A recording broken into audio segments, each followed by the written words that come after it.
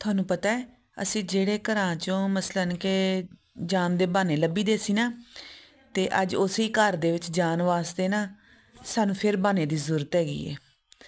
ਸਮਝਦੇ ਤੇ ਪਏ ਹੋਵੋਗੇ ਮੈਂ ਕਿਹੜੇ ਘਰ ਦੀ ਗੱਲ ਕਰਦੀ ਪਈ ਹਾਂ। ਜਦੋਂ ਬੰਦਾ ਕੁਆਰਾ ਹੁੰਦਾ ਨਾ ਤੇ ਸ਼ਾਦੀशुदा ਨਹੀਂ ਹੁੰਦਾ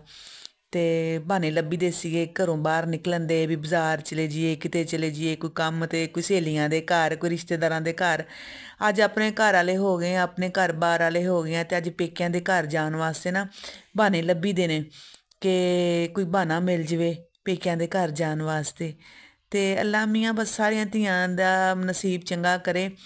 ਤੇ ਬਸ ਇਹੋ ਜਿਹੀਆਂ ਖੁਆਇਸ਼ਾਂ ਹੁੰਦੀਆਂ ਨੇ ਦਿਲਾਂ ਦੇ ਵਿੱਚ ਜਿਹੜੀਆਂ ਨਾ ਵਕਤ ਦੇ ਨਾਲ ਨਾਲ ਨਾ